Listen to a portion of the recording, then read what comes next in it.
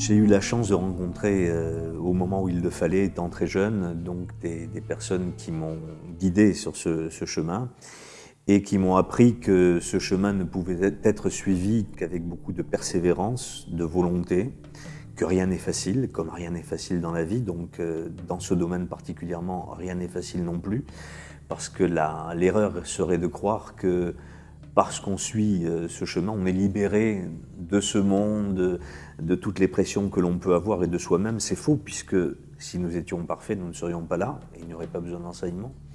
Donc, si enseignement il y a, ça veut dire que nous ne sommes pas parfaits et que, justement, il faut travailler avec volonté, persévérance et surtout beaucoup d'humilité, parce que personne ne peut se prétendre être un grand chef par rapport à d'autres, puisque même si une personne est avancée par rapport à monsieur X ou Y, eh bien, d'autres sont beaucoup plus élevés qu'elle. Donc, je crois que la clé de cet aspect, c'est ce qui m'a été enseigné très jeune, c'est de rester toujours humble et détaché par rapport à son ego, à soi-même. Je commence un de mes chapitres dans le livre par « Il y a 5 millions d'années ». C'est à cette époque que la famille Atlante a vu le jour, et donc c'est à partir d'il y a à peu près 1 million d'années que l'âge d'or Atlante est venu. On ne va pas parler de ce qui s'est passé avant l'Atlantide, ce serait trop long, peut-être ça fera l'objet d'un autre ouvrage. Mais quoi qu'il en soit, les Atlantes ne sont pas venus là comme ça. Ils sont venus à travers d'autres races, c'est-à-dire comme la race lémurienne, qui a duré des millions d'années, précédemment la race hyperboréenne et la race polaire. Les races qui se succèdent, nous sommes à la 5e race aujourd'hui, nous sommes la race aryenne. Alors, je voudrais préciser, comme je les précise dans le livre, parce que ces termes peuvent peut-être surprendre les auditeurs, quand j'emploie le mot race, c'est pour ça que je l'emploie avec beaucoup plus de facilité, puisque je m'explique à ce sujet dans le livre, il ne s'agit pas d'une race discriminatoire, bien entendu. L'humanité, aujourd'hui, dans son ensemble, que ce soit les Blancs, les Asiatiques, les Africains ou tous les types de races, nous formons une seule et même race, ou une seule et même famille, si vous préférez. Alors on peut ôter le terme de race, parce qu'il prend une connotation péjorative aujourd'hui, mais pour moi il ne l'a pas. Je parle d'un ensemble de l'humanité. Donc à l'époque, l'ensemble des Atlantes, il y avait des Atlantes jaunes, noirs, blancs, etc., formaient la race Atlante. Donc l'humanité Atlante, la famille Atlante. Donc la race Atlante à l'époque était héritière de la Lémurie. Comme de toute façon chaque race ne peut pas se faire d'une manière tranchée et n'arrive pas là d'une manière spontanée, il y a toujours des mélanges qui se font d'une race à une autre. Quelles sont ces différenciations ? Ça n'est pas la couleur de la peau, on s'en est expliqué. Ça n'est l'ethnie, mais bien sûr, les ethnies changent. Si vous prenez une ethnie même asiatique aujourd'hui, ou même européenne il y a quelques années, est différente aujourd'hui parce que le monde a changé. Donc on parle ni de race, ni de sang, on parle pas d'ethnie, on parle de civilisation. Et de transformation, et c'est là où c'est important, dans la structure de l'être humain.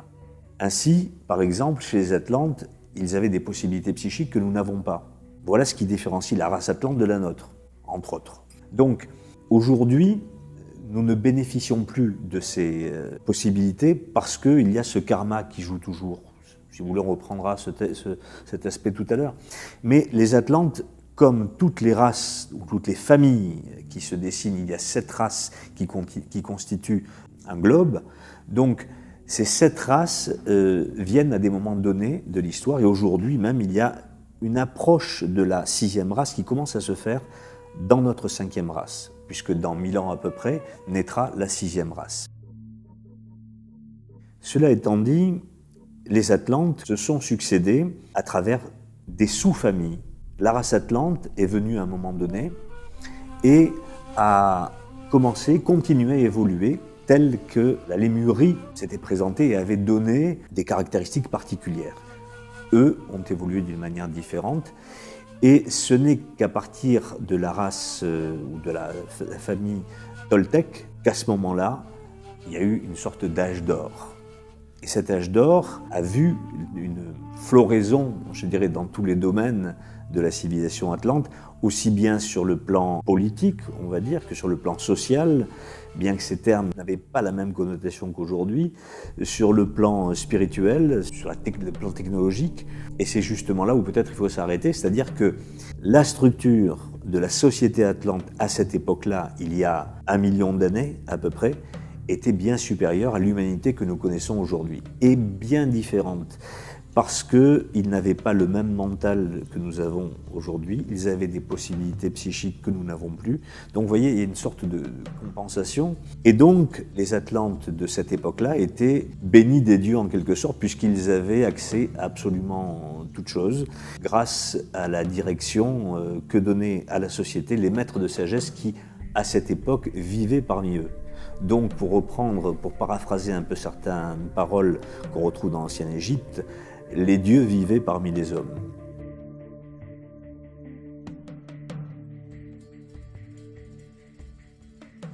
Qui étaient ces Atlantes? Eh bien, c'était des êtres, par rapport à nous, physiquement très grands, et la taille n'a fait que décroître depuis lors.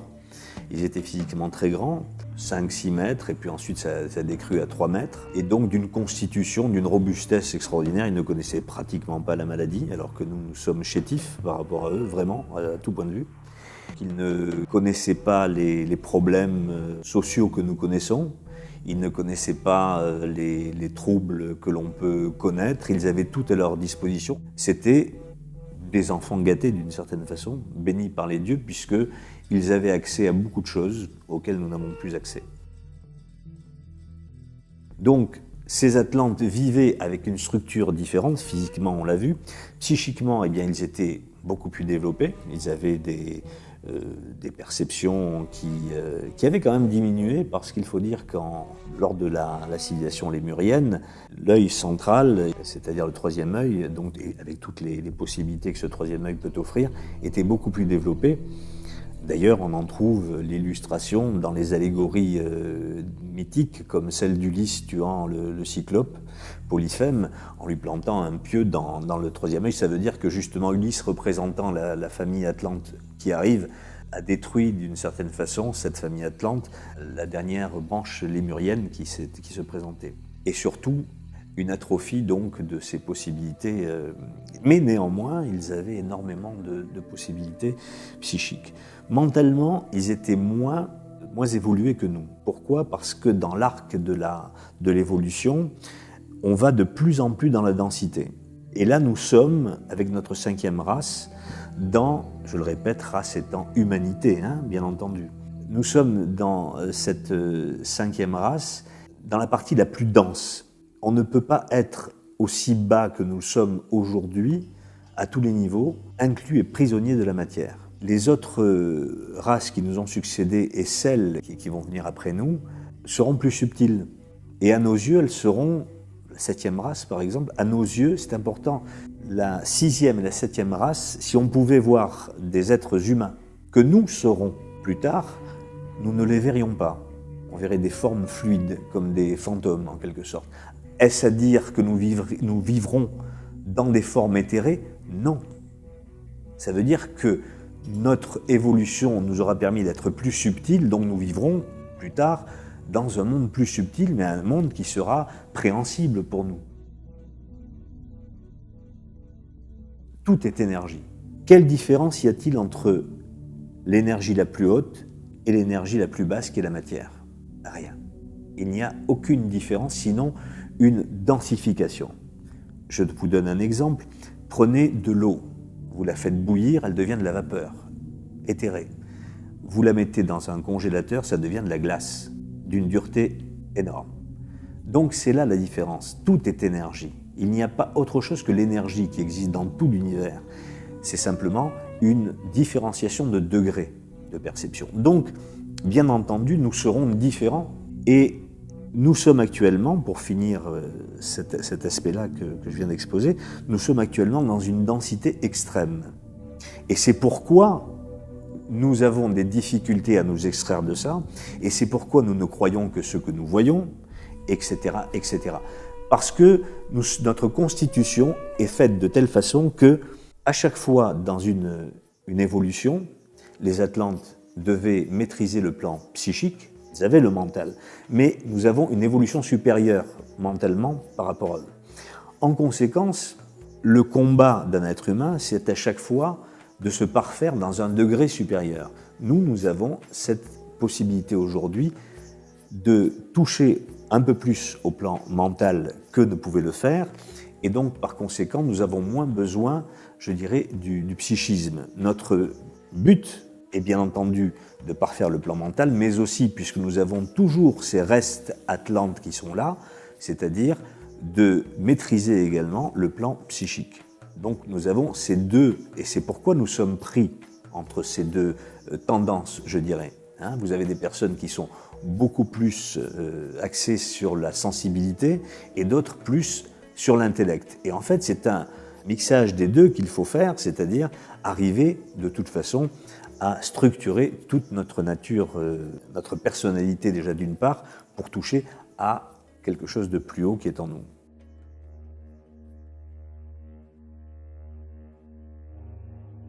La situation géographique de l'Atlantide, elle était bien entendu située dans le livre que j'ai écrit. Il y a les cartes qui permettent d'avoir une idée de ce qu'était l'Atlantide.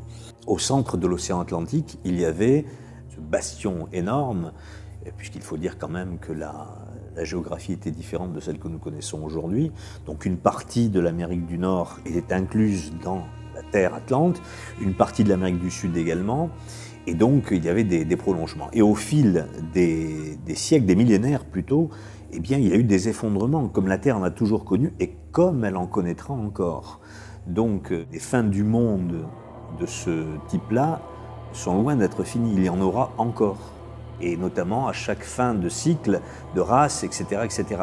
Donc, la géographie était différente, mais il faut dire quand même que bien que la civilisation atlante soit concentrée au centre de l'océan Atlantique, la civilisation atlante était répandue sur toute la planète, y compris jusque dans certaines parties de l'Afrique.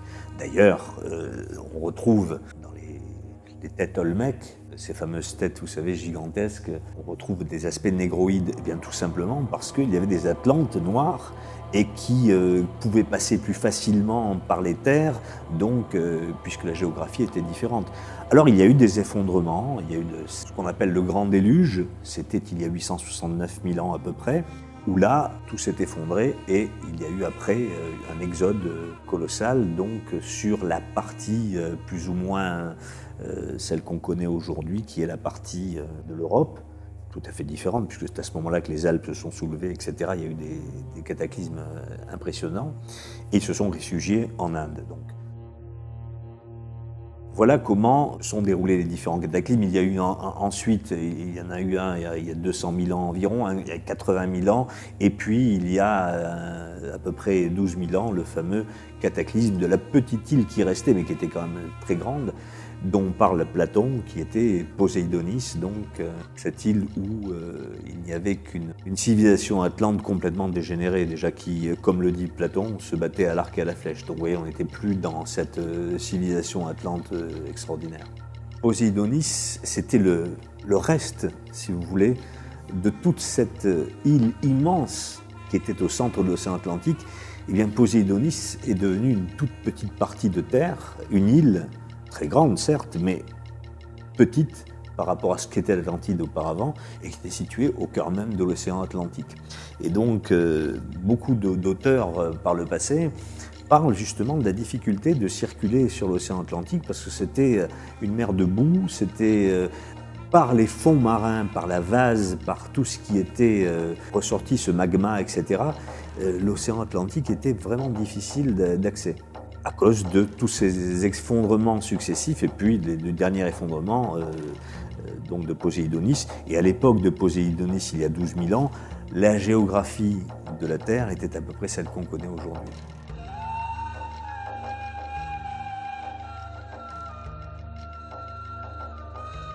Quand on parle de la civilisation atlante, bien entendu, l'objet de ce livre, c'est effectivement de parler de ce fameux combat entre les fils de l'un et les fils de Bélial. Puisque l'Atlantide vivait, je vous l'ai dit, dans un âge d'or, il y a deux choses qui se sont produites à ce moment-là. Dans le cadre de l'évolution de l'humanité, il fallait qu'il y ait une transformation. Quelque chose que les Atlantes ne connaissaient pas à l'époque, c'est la notion de dualité, qui est bien ancrée aujourd'hui dans notre civilisation, dans notre humanité, dans notre race.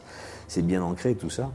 Et c'est de ça qu'il faut que l'on essaie de s'extraire. Et ce mal qui s'est infiltré donc dans l'humanité, c'était le moment de découvrir la dualité. Donc qui dit dualité dit séparation. Et l'être humain, pour la première fois, devait passer ce cap pour mieux évoluer sur le plan de la conscience et donc de découvrir l'intellect dont je vous parlais tout à l'heure.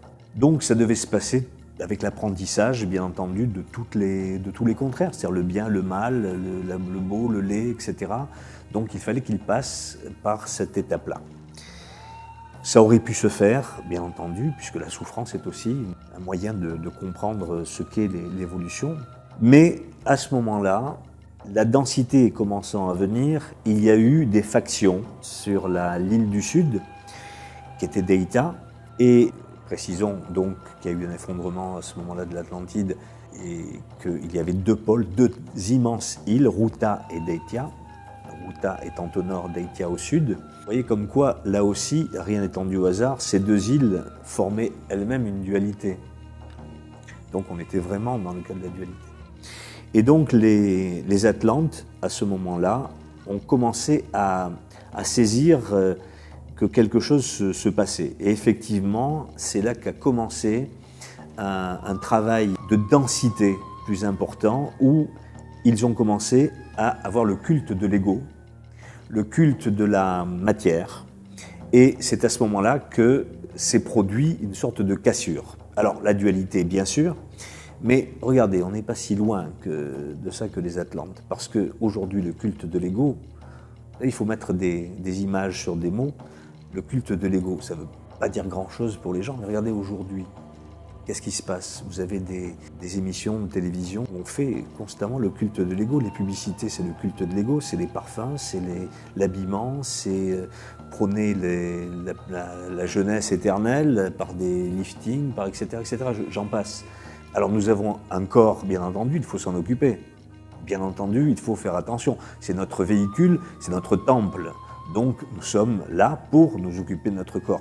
Mais de là à passer à l'excès du culte du corps, non. Et c'est ce qu'avaient commencé à découvrir les Atlantes. Et donc, cassure à ce moment-là, et c'est à ce point précis dans l'évolution de l'humanité qu'une force est venue d'ailleurs, qui s'est infiltrée dans la civilisation, dans l'humanité, et cette force étant générée par les formes erratiques venues de Mars, et qui était cette civilisation dégénérée qui s'est infiltrée, qui continue à s'infiltrer sur Terre.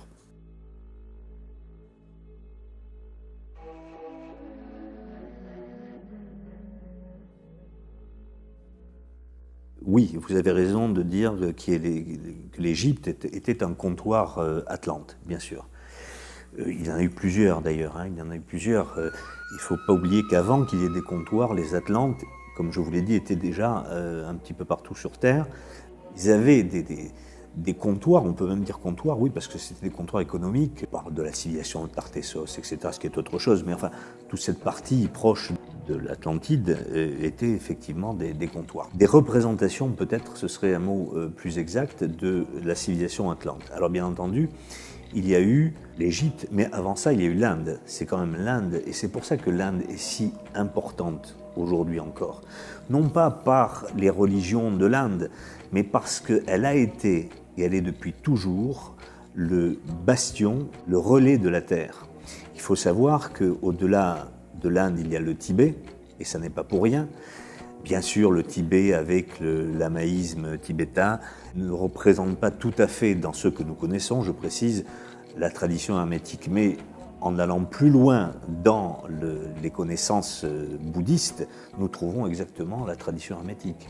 Mais c'est un bouddhisme qui n'est pas ouvert à tous. Donc, l'Inde, le Tibet, est quelque part, on peut chercher longtemps parce qu'on ne le trouvera pas, quelque part dans le désert de Gobi, Shambhala. Shambhala est le centre mondial, le centre de lumière du monde, si je puis dire. Alors c'est un terme un peu pompeux, tout ça, mais il faut savoir que c'est là que réside toute la hiérarchie de la Grande Loge blanche et que par conséquent, c'est de là que tout ressort. La meilleure partie, si vous voulez, de la Terre ou de l'être humain, mais au-delà, à ce niveau-là, nous ne sommes plus dans l'être humain. Donc, effectivement, c'est pour cette raison que l'Inde a été choisie par les premiers Aryas, par cette branche atlanto-sémite ou atlanto-arienne qui est partie de l'Atlantide pour émigrer. Donc bien sûr, il y a différentes immigrations. Il y a eu des immigrations dans certaines parties de l'Europe actuelle. Il y a eu des immigrations dans d'autres parties au sud, etc. Mais oui, c'est l'Inde qui a été le berceau de la spiritualité et de la civilisation. Parce que les Aryas, les maîtres de sagesse, et ceux qui étaient les initiés, les conservateurs de cette tradition, sont venus s'installer dans certaines parties de l'Inde. Et jusqu'à aujourd'hui, ils y sont. Ensuite, il y a eu des immigrations, parce qu'il a fallu peupler cette terre qui était nouvelle, en quelque sorte. Et là, bien entendu, il y a eu l'Égypte. D'ailleurs, c'est très curieux, parce que quand vous prenez l'histoire de l'Égypte, il y a des chaînons manquants. Les archéologues vous diront que non, mais certains quand même s'interrogent sur ces points. C'est que spontanément, pratiquement, spontanément, l'Égypte, avec les rois faucons, il y a 5000 ans à peu près, ont créé cette civilisation. Et puis ensuite de Ménès jusqu'aux Ptolémées, bon on ne va pas parler des Ptolémées puisque c'est trop récent, mais cette civilisation égyptienne s'est créée à ce moment-là, avec les pyramides et autres, etc. Et ça s'est fait presque spontanément. Mais ce qu'il faut savoir, c'est qu'auparavant, il y a eu ce qu'on appelle les dynasties divines. Et ces dynasties divines, c'est des dynasties que ne veulent pas toucher les archéologues, enfin les égyptologues plutôt. Ils ne veulent pas toucher à ça parce que ils vous disent que ça c'est quelque chose de divin et que ça fait partie de la fable, de la mythologie égyptienne. Non. Au contraire, c'est là où il faut se baser, c'est justement ce qu'a vu Platon, enfin Solon, pardon, qui a rapporté à Platon, c'est là justement où il y a eu un point d'interrogation, c'est que la civilisation égyptienne que nous connaissons, c'est un fait, mais avant il y a eu 3 dynasties divines qui étaient des dynasties atlantes. Atlantes et venant des Aryas d'Inde. Effectivement, à ce moment-là, ont été créées en Égypte ces 3 dynasties. Et c'est sous ces dynasties-là que les pyramides, les fameuses pyramides, ont été construites. Elles ont été construites comment? Par des moyens qui nous sont inconnus aujourd'hui, mais qui existent, qui font partie, qui est une partie propre de l'homme. Il faut savoir qu'à l'époque des Atlantes, les Atlantes maîtrisaient le son, et il faut savoir aussi que tout dans l'univers est son. Aujourd'hui, les scientifiques le diront, tout est son dans l'univers, tout se crée par le son. Et même, il y a certaines expériences scientifiques qui se font aujourd'hui où on arrive à soulever des objets par le son. Donc, vous voyez, la science commence à venir à ce que dit la tradition hermétique. Donc, effectivement, comment porter ces blocs de pierre, etc. Les sages atlantes utilisaient ces techniques. Ils utilisaient ce qu'on appelait les formules et ils utilisaient le son. Et donc, ils arrivaient à rendre à la fois le fer malléable et léger et la pierre légère. Donc, ils soulevaient des masses, en quelque sorte. C'est de cette façon qu'ils ont construit les pyramides, qui n'ont jamais été, peut-être, il y a des choses qui sont cachées dans les pyramides, ça c'est clair, surtout dans la pyramide de Khéops. Mais c'était avant toute chose des lieux d'initiation. On venait dans la pyramide de Khéops pour... Il n'y a jamais eu de tombeau. Ce qu'on trouve, ça n'a pas été, c'est pas un tombeau. On a trouvé de Khéops qu'une petite statuette en diorite verte qui n'a rien à voir avec son corps qu'on n'a jamais retrouvé et pour cause. Donc l'initiable venait dans la pyramide, il se couchait dans le sarcophage et là on le mettait en catalepsie et il passait, il faisait une sorte d'introspection. On pourrait en parler si vous voulez, mais où il arrivait à toucher les mondes intérieurs et à passer certaines étapes d'initiation, et il en sortait ou mort, ou fou, ou illuminé, dans le bon sens du terme. Donc voilà ce qu'avaient construit les Atlantes, ces pyramides aussi pour cacher certaines choses qui sont là pour être des témoins de ce passé lointain. Le savoir que possédaient les Atlantes, c'était une civilisation supérieure à la nôtre, différente, pour des raisons que je vous ai citées et que je ne vais pas vous redonner, mais supérieur. Supérieur, ça veut dire, je cite dans mon livre aussi certains passages du Mahabharata, du Ramayana, d'Inde, où vous voyez Ram dans un vaisseau spatial immense, où il y a des milliers de personnes, des centaines, peut-être des milliers, je ne sais pas, mais des centaines de personnes qui naviguent et l'engin, qui est énorme, se pose là où il veut pour prendre d'autres personnes, etc. Donc quand on arrive à un tel degré de technologie, après les pyramides, vous savez, ça n'est que la conséquence de cette technologie, de cette connaissance.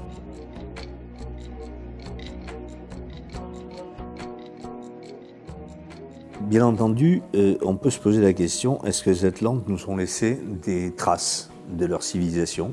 Alors je vous dirais non. Je serais tenté de vous dire non, parce que les seules traces que l'on pourrait trouver, imaginez l'île d'Atlantis s'effondrant. Vous savez aujourd'hui, par le principe de la tectonique des plaques de Wiener, que les plaques, quand elles s'effondrent, elles créent des tsunamis immenses, surtout s'il y a des feux souterrains, etc. Donc, il y a forcément des changements de géographie. Des terres qui s'élèvent, d'autres qui s'enfoncent, etc. Donc, si le continent s'est effondré, c'est comme un trou qui se fait dans la terre. Si ça s'effondre, c'est pas ailleurs qu'il faut chercher, c'est dans le trou. Or, le trou, si vous me permettez, est au centre, au cœur de l'océan Atlantique. Mais non seulement des feux souterrains ont détruit toute l'île, quand je dis île, c'est presque un continent, a détruit toute l'île. Donc il y a eu des magmas, de la vase, etc. Et tout ça, il faudrait passer à travers des concrétions énormes, à 4000 mètres de fond, peut-être pas tant dans l'océan Atlantique, mais descendre très profondément pour enlever tout ce magma, toutes ces concrétions, et trouver quoi? Quelque chose qui est complètement dévasté. On ne trouverait rien. Mais il y a des vestiges qui ont été préservés, entre guillemets, notamment par les dernières. Alors là, je vous parlais de l'Atlantide il y a à peu près 869 000 ans. De cette Atlantide, oui, il reste certaines choses, mais il faudrait chercher dans le haut des montagnes. C'est là où on pourrait retrouver des vestiges, parce que quand une masse s'effondre, ça fait élever une autre. Donc, ce qui était avant l'effondrement au même niveau pratiquement que l'Atlantide devient aujourd'hui une montagne. Donc c'est peut-être dans les montagnes qu'il faudrait chercher, et notamment dans les Himalayas ou dans les Alpes, ou dans d'autres montagnes peut-être. Dans certaines autres parties du monde, comme notamment le Pérou, certaines parties du Nicaragua, du Costa Rica, ou encore au Mexique, on trouve des traces. Vous savez, au Pérou, Sacsayhuaman, la route de l'Inca, Cusco, dans d'autres parties du monde aussi, tous les dolmens et menhirs que vous pouvez voir, on les attribue aux druides. Les druides n'ont jamais construit de menhir. Ils en ont peut-être fait en copiant ce qu'ils avaient, ce que leur civilisation avait trouvé. Mais à l'époque, les Atlantes avaient mis c'était des cadrans solaires en quelque sorte. Et peut-être, moi je tenterai cette hypothèse, qui n'est qu'une hypothèse, sont peut-être comme des points d'acupuncture sur la Terre pour dévier ou stimuler certaines formes d'énergie. Il y a dans toute cette histoire des vestiges qui ressortent, mais qui ne sont pas des vestiges, ou rares sont les vestiges de la première Atlantide. Là on est dans l'Atlantide de Poséidonis et un peu avant, avec les vestiges dont je vous ai parlé, qu'on retrouve dans certaines parties de l'Amérique du Sud. Pourquoi l'Amérique du Sud? Parce qu'elle a été plus préservée, ou d'autres ailleurs. Et même la pyramide donc dite de Khéops, qui est une des plus vieux vestiges connus au monde, mais qui est un des derniers vestiges construits par les Atlantes. J'ai omis de vous dire une chose au sujet de ces anciennes civilisations, c'est qu'il y a une partie du monde qui abrite des vestiges encore plus anciens que cela, c'est la fameuse île de Pâques. Cette île de Pâques a des dizaines de statues qu'on appelle les Moai, qui sont des êtres gigantesques dont on découvre maintenant qu'ils n'avaient pas qu'une tête mais tout un corps. Bon, ça c'était un peu prévisible quand même, je pense. Et on retrouve sur ce petit rocher donc perdu dans l'océan Pacifique ces géants de pierre. Eh bien, là, on est encore dans quelque chose de plus vieux dans le temps. C'est-à-dire qu'on a, avec ces statues de l'île de Pâques, la représentation physique un peu stylisée quand même, des Lémuro-Atlantes, c'est-à-dire bien avant l'Atlantide, ou au moment où l'Atlantide a commencé à vivre en tant que telle. Donc là, on a des statues qui ont été enfouies pendant des millénaires, et qui sont ressortis ensuite. Et c'est ce bastion qui est ressorti qui nous donne le témoignage de la vie des Lémuro-Atlantes par l'intermédiaire de ces statues de l'île de Pâques.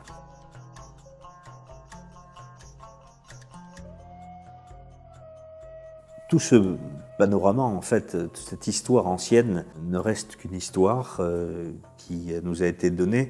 Et je pense qu'elle nous a été livrée, non pas pour que nous y trouvions un intérêt ludique ou une curiosité malsaine, mais pour nous faire comprendre quelque chose. Que faut-il comprendre de toute cette histoire ? Alors, je me suis prêté bien volontiers à ce jeu de questions-réponses, de ce que je dis aussi dans ce livre, Le Choix Atlante. Mais au fond, quelle est la finalité de tout ça ?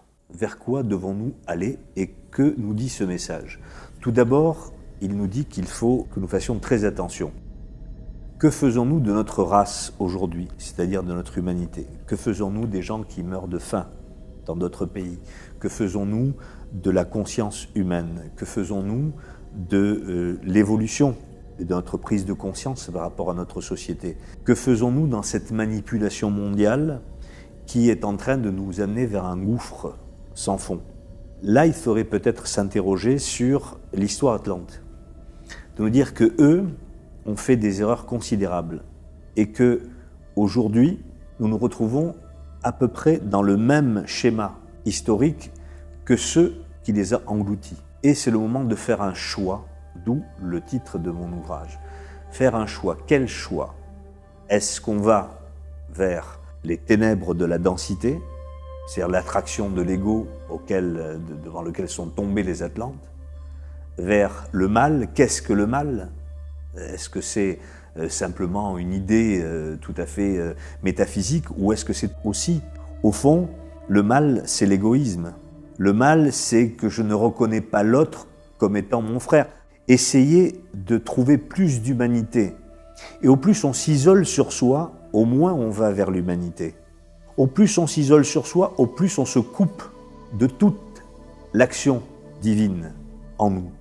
Au plus on essaie d'éviter l'autre, au plus on va vers notre propre bénéfice, au plus on va dans les ténèbres. Pourquoi ? Alors c'est pas simplement, je vous le disais, une idée purement philosophique comme ça, métaphysique, non. C'est un fait. C'est-à-dire que si nous regardons trop notre nombril, si nous prenons soin uniquement de nous, si nous tirons l'avantage uniquement sur nous et pas sur les autres aussi, par l'altruisme, le service, eh bien nous nous coupons de notre lien spirituel. Parce qu'au final, il faudrait concevoir que, au-delà de l'apparence que nous avons, nous sommes tous ou blonds ou bruns, ou petits ou grands, ou vieux ou jeunes, femmes ou hommes, peu importe. Mais nous sommes tous, en nous-mêmes, identiques en essence. Et aujourd'hui, on ne le comprend pas, ça, parce qu'on n'a pas les données pour le faire. Mais le but de l'humanité est justement d'arracher, de déchirer ce voile pour voir à travers et pour concevoir ce qui est inconcevable par notre intellect et notre raison aujourd'hui, c'est-à-dire que nous sommes un. Nous sommes tous unis. Mettez plusieurs personnes dans une piscine et mettez un courant électrique. Tout le monde va être électrocuté. Alors, l'exemple est idiot, je vous l'accorde, mais c'est pour vous dire que nous sommes tous dans un bain que nous ne voyons pas, qui est le bain universel, qui est l'âme du monde. L'espace n'est pas vide, l'espace est plein, c'est nous qui le voyons vide. Donc, voilà vers quoi doit tendre l'humanité pour l'évolution de sa conscience. Vers justement beaucoup plus de notions d'humanité que nous en avons aujourd'hui, où chacun vit dans son précaré, où on se ferme à toute communication avec autrui, où on ne voit pas le mal ni la souffrance.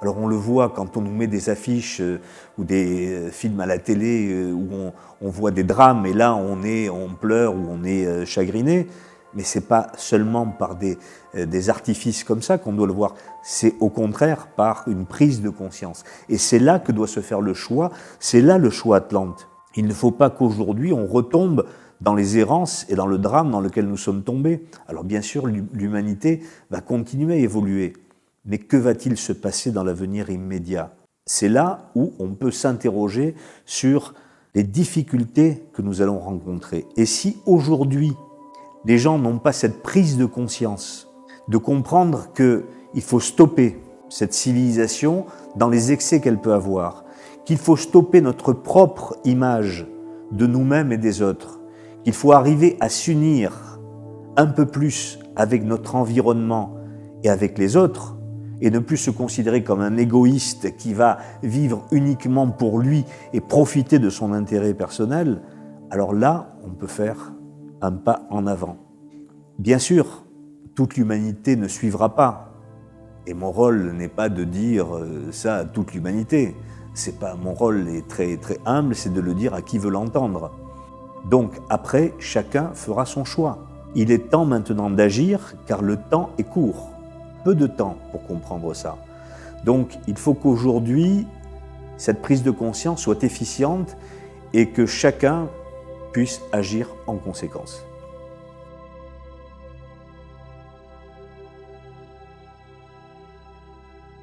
Je serais tenté de dire qu'il est toujours trop tard pour agir et jamais assez tard. Je ne suis pas prophète. J'avais dit toutefois avant 2012 qu'il ne se passerait rien en 2012.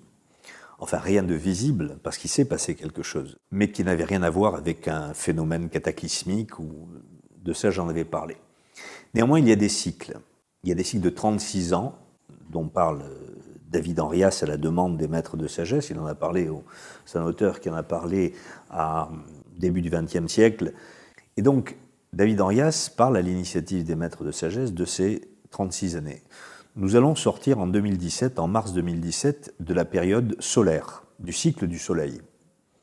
Le cycle du Soleil, comme les autres cycles, dure 36 ans, donc on a commencé avec cette apocalypse, cette révélation.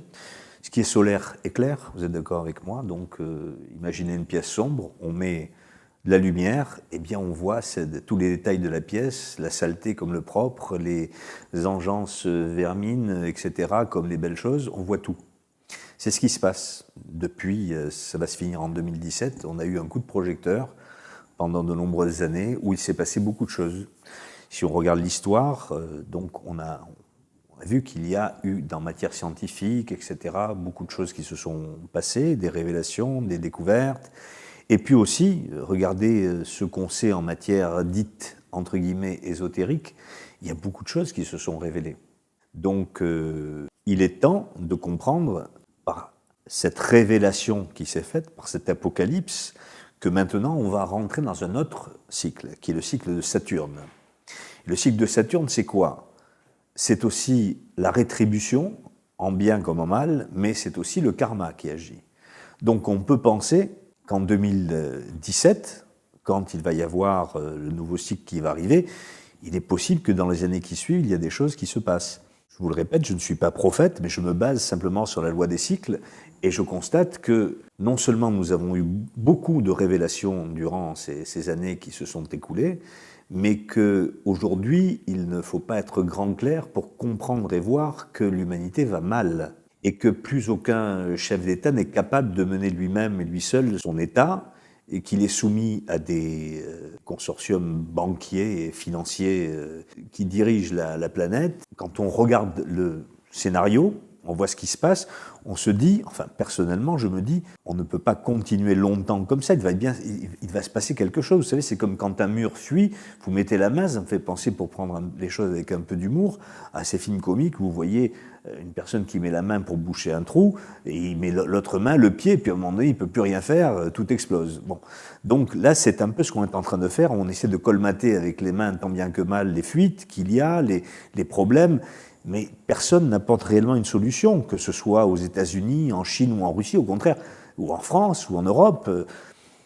Tout est en train de se déliter et on ne trouve pas de solution. Et je suis sûr que certains chefs d'État sont très sincères dans leur démarche, mais ils ne peuvent pas, ils sont pieds et poings liés. Donc comment faire face à cette mondialisation? Il faut bien qu'il se passe quelque chose. Alors, je ne suis pas partisan qu'il se passe un événement dramatique, mais je dis simplement que le temps est venu de faire un choix.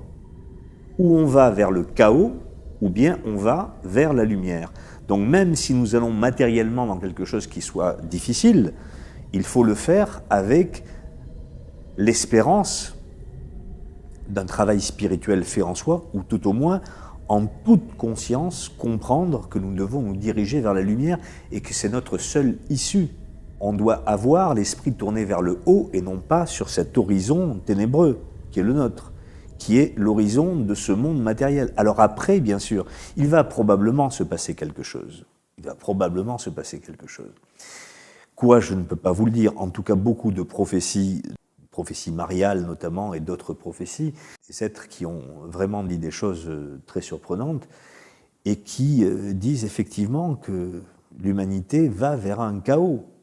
Donc, si nous y allons, prenons le pari de Pascal, hein, si nous y allons, alors il vaut mieux y aller avec l'esprit ouvert vers la spiritualité en regardant le ciel et non pas en regardant en bas.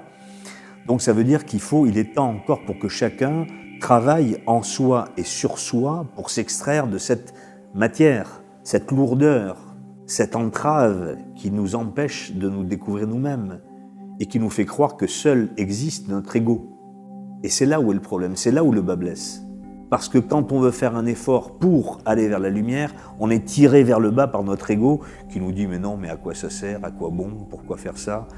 Donc c'est ça, le problème, c'est d'arriver à prendre à bras le corps la situation et d'essayer de se transformer soi-même. Alors par la suite, bien évidemment, que sera l'humanité? Eh bien, nous allons évoluer vers une humanité qui sera différente, bien entendu. Cette humanité sera l'humanité qui appelle la prochaine race humaine, c'est-à-dire la 6e race, mais ça c'est dans 1000 ans. Mais il faut savoir que les années qui vont passer vont être très difficiles, oui.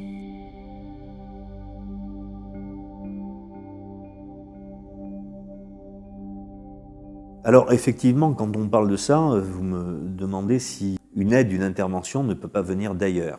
Je serais tenté de vous dire que déjà l'aide est venue et elle vient constamment.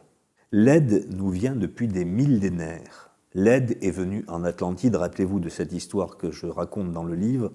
L'aide est venue par les maîtres de sagesse, mais les hommes ne l'ont pas entendue. Donc ils se sont retirés. Il y a chez ces êtres de lumière une non-ingérence. C'est-à-dire que existe le karma. Le karma est une loi, on ne va pas rentrer dans les détails aujourd'hui, mais le karma est une loi qui existe, une loi de cause et d'effet qui existe dans tout l'univers. Donc le karma agit. Ces êtres, s'ils le voulaient, avec l'aide d'autres êtres, pourraient tout neutraliser dans le mal.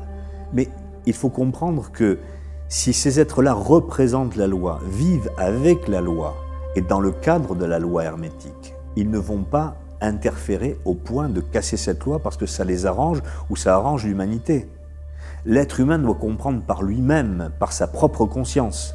Donc, est-ce que vous ne croyez pas qu'ils ont fait, qu'ils font et qu'ils feront d'énormes efforts? Il ne faut pas oublier que ces êtres, tous ces maîtres de sagesse, se sont sacrifiés pour l'humanité. S'ils sont là sur Terre, c'est parce qu'ils ont décidé volontairement de rester ici, sur cette planète, pour nous aider. Sinon, ce serait le chaos. Ils ont volontairement stoppé leur évolution. Ils auraient pu aller ailleurs. Et ils ont décidé, par amour pour l'humanité, de rester dans cette densité pour aider l'humanité. Ils sont là comme des gardiens invisibles. Mais ces gardiens ne vont pas arriver à rentrer dans ce monde pour le plaisir d'aider la bêtise humaine. Vous savez, si vous prenez un enfant et vous l'aidez systématiquement quand il fait une bêtise, il va savoir que vous êtes là, il va continuer à faire des bêtises.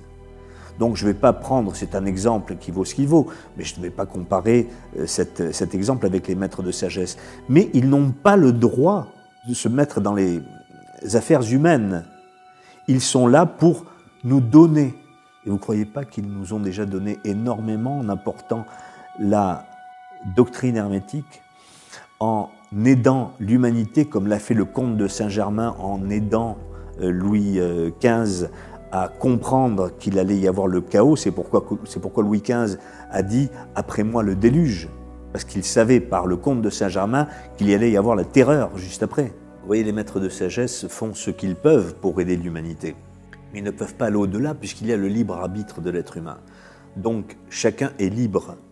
Et comme je vous le disais, si une personne essaie de convaincre, s'il y a conviction portée simplement pour le plaisir de convaincre, on manipule. Alors qu'en disant quelque chose, en essayant de faire comprendre et que la personne accepte, donc prenne conscience, là on est dans quelque chose qui touche l'être humain lui seul et lui-même. On n'est plus dans la conviction, on n'est plus dans la manipulation. Donc c'est la prise de conscience. Voilà pourquoi les maîtres de sagesse s'arrêtent à un moment donné, parce qu'ils ne veulent pas rentrer, alors qu'ils le pourraient, stopper des situations, arrêter des exactions. Non. Nous sommes des dieux, comme disait le Christ, vous êtes des dieux. Ça veut dire que nous avons tous en nous la possibilité de toucher les plus hauts sommets de l'évolution universelle. Je ne parle pas de l'évolution terrestre, je parle de l'évolution universelle. Nous avons tous cette possibilité en nous. Mais il faut que l'on acquiert cette connaissance par l'acceptation personnelle intérieure, donc par la prise de conscience. Mon but n'est pas de convaincre. Pourquoi ? Parce que je suis cette route, ce chemin tracé par ces maîtres de sagesse, comme n'importe qui peut le suivre. Parce que nous ne sommes pas là pour convaincre. Nous sommes là pour aider les gens à prendre des informations, les accepter et ensuite, avec cette acceptation, prendre conscience. Et ce n'est que par la prise de conscience que l'on peut évoluer, pas autrement.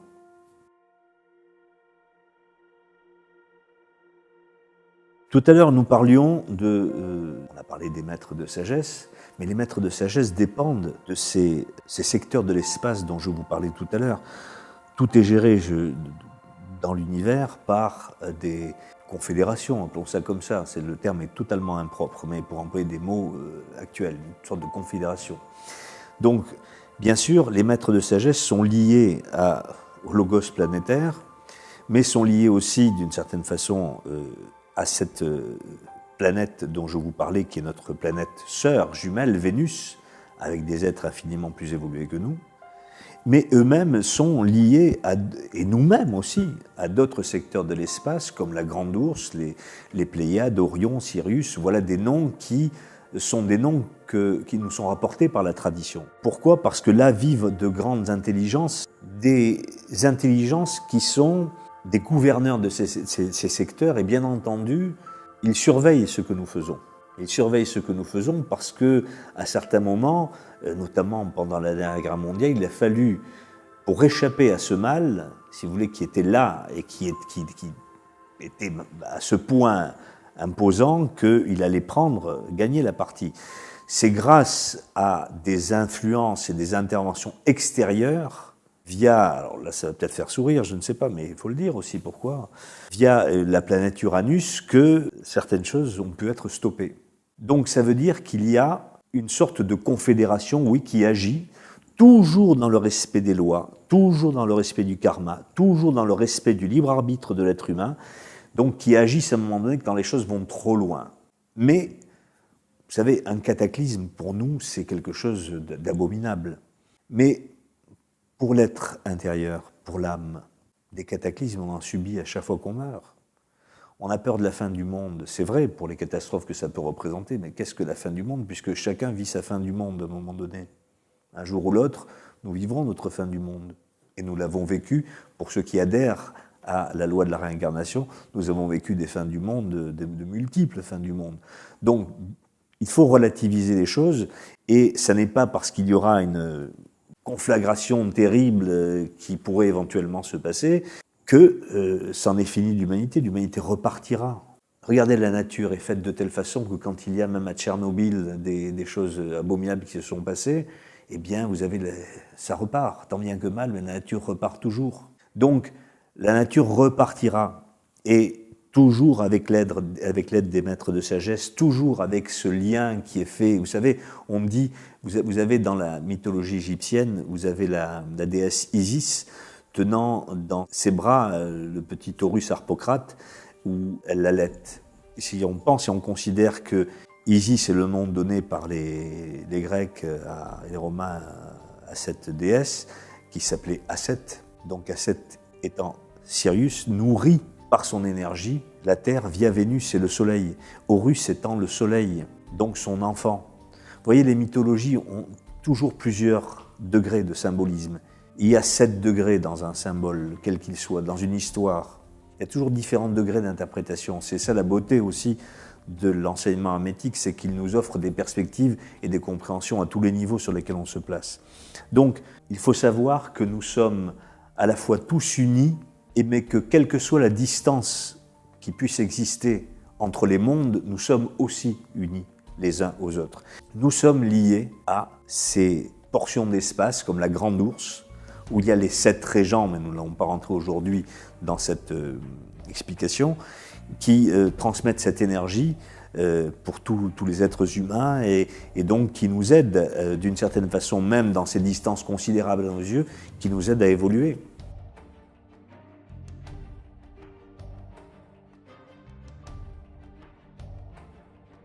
Tout ce que je vous dis là fait partie bien entendu de recherches personnelles, mais au-delà des recherches personnelles, je tiens à dire quand même qu'il n'y a pas d'invention par rapport à mes propos. Je me réfère à l'enseignement hermétique. Donc par moi-même n'étant rien, je ne suis qu'un intermédiaire, qu'un transmetteur, bien humblement. La doctrine hermétique, l'enseignement hermétique n'a pas été inventé. Le fil conducteur peut se situer au fil du temps à travers les différentes civilisations, et notamment en partant de l'Atlantide. Alors, elle est bien sûr hermétique, donc appelée ainsi parce que c'est la doctrine d'Hermès, donc de Thoth, qui est le même dieu sous une image différente dans la tradition égyptienne, etc., etc. Et donc cette transmission hermétique s'est faite à travers les siècles et des millénaires, et on ne peut rien ni lui ajouter ni lui enlever, dans la mesure où toute tradition authentique comme elle est, il n'y a qu'une seule tradition. Comment pourrait-on considérer qu'il y ait plusieurs traditions hermétiques? Non, il y a plusieurs couleurs, comme il y a plusieurs êtres humains avec des vêtements différents. Il n'empêche que l'être humain est le même partout. Donc pour la doctrine hermétique, c'est pareil, si vous voulez, il y a cet enseignement qui est, et qui, selon les civilisations, selon les époques, prend une coloration différente. Exemple, vous avez certaines choses qui sont données dans l'enseignement chez les druides, pour prendre une tradition occidentale, il y en a d'autres, et vous avez cette même tradition, mais avec des noms, des formulations différentes en Inde, avec d'autres traditions. Donc, en conséquence, cette doctrine hermétique a été cachée, si vous voulez, pendant des millénaires, et on peut parler, si vous voulez, d'une période particulière, qui est le début du 1er siècle après Jésus-Christ. Que s'est-il passé à ce moment-là? Cet enseignement hermétique, comme je le décris dans mon livre Le Choix Atlante, était donné chez les Atlantes et puis a poursuivi son cheminement. Et puis elle a été un peu estompée, comment dirais-je, par la force des choses, on l'a cachée.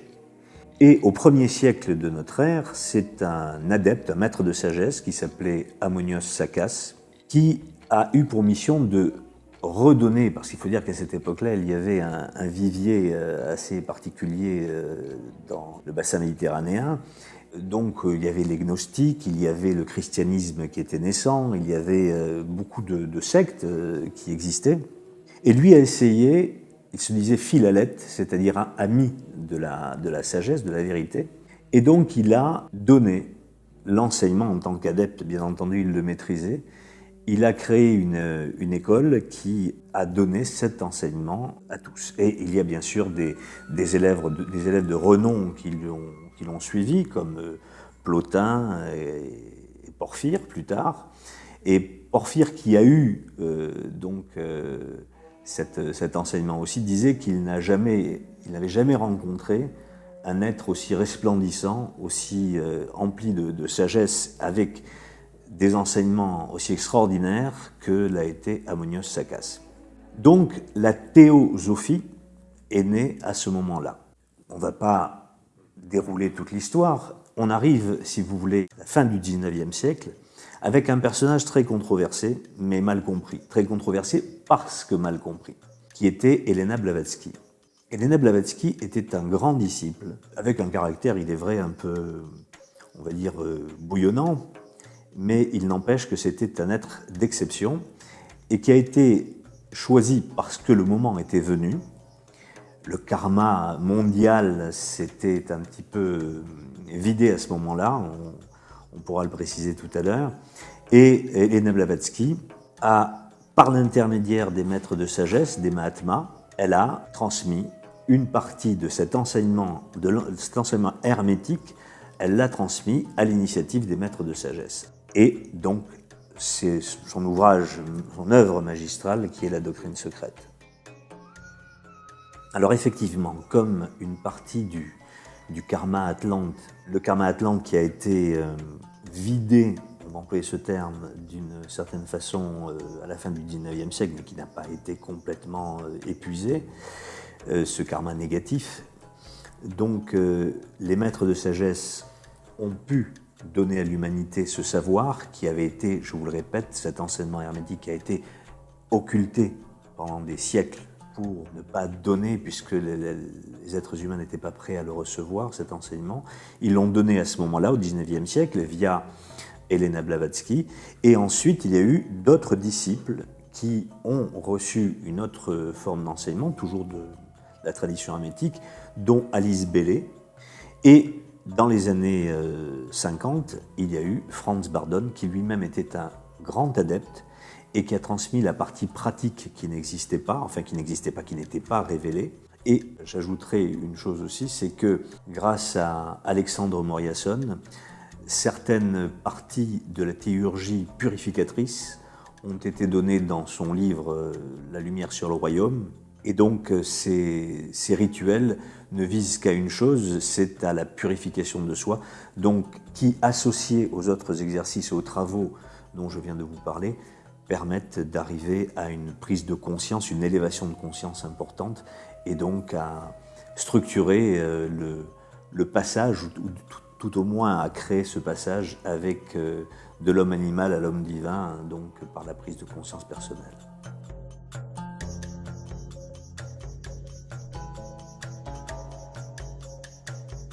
Aujourd'hui, et depuis les années 70, on parle des pouvoirs psychiques de l'être humain, on parle de pouvoirs de la pensée, on parle des pouvoirs de télékinésie, on parle des pouvoirs de sortie du corps, des possibilités d'agir à distance, de pouvoir de l'aura, et pouvoir, et pouvoir, et pouvoir. Donc, pouvoir, c'est l'ego, le pouvoir de l'ego qui se manifeste comme ça. Il n'y a pas de pouvoir dans la spiritualité. On associe la spiritualité au pouvoir de l'être humain. La doctrine hermétique dit tout à fait le contraire. Ces pouvoirs sont extrêmement dangereux. Je prends des exemples que nous pouvons connaître. Dans les années 70, c'était Uri Geller qui prenait des fourchettes et des couteaux, il les tordait, etc. C'est vrai, il avait ces capacités-là, il les a, je suppose encore aujourd'hui, je n'en sais rien. Vous avez des fakirs en Inde qui vous font des démonstrations extraordinaires, ils ont des pouvoirs extraordinaires. Est-ce que le pouvoir peut être rattaché à l'évolution d'un être humain? Là, on est sur le plan psychique.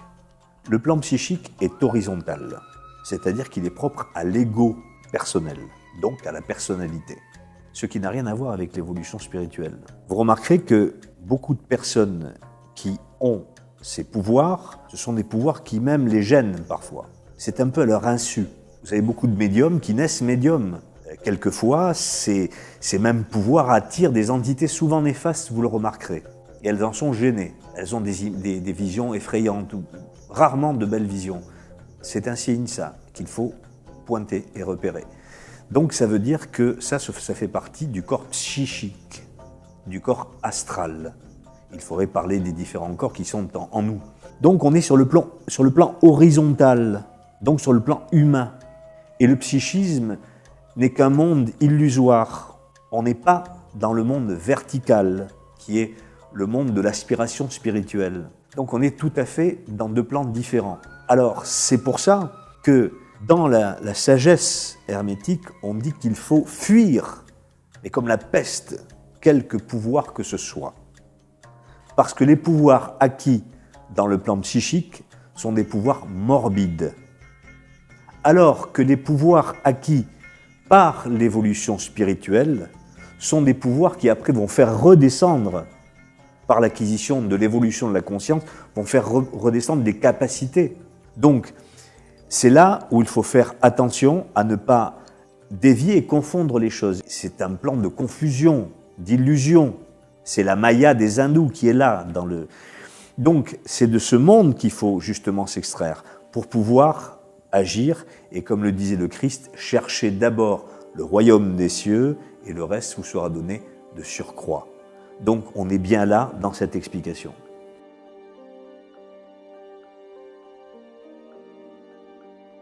Quand j'ai écrit ce livre, j'ai parlé de cet aspect historique en quelque sorte, mais avec la prétention peut-être, je ne sais pas, de donner une possibilité de comprendre que c'est par justement la prise de conscience de cette histoire du passé qui nous relie à aujourd'hui qu'on peut essayer de prendre conscience de ce que nous sommes. Alors après, bien entendu, il manquerait peut-être à tout ça un aspect spirituel, tout au moins une pratique spirituelle. Alors c'est ce que j'essaie de donner dans mes séminaires de travail, mais je serais tenté de dire déjà, avant toute chose, c'est la pratique existe déjà.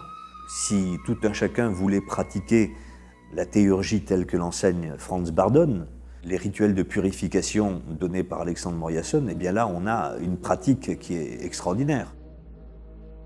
Donc j'invite tout chercheur à suivre, donc, par cette démarche, ce travail personnel qui demande volonté, persévérance, sincérité, abnégation. Donc voilà, ça c'est le travail, parce que tout commence par cet état d'esprit.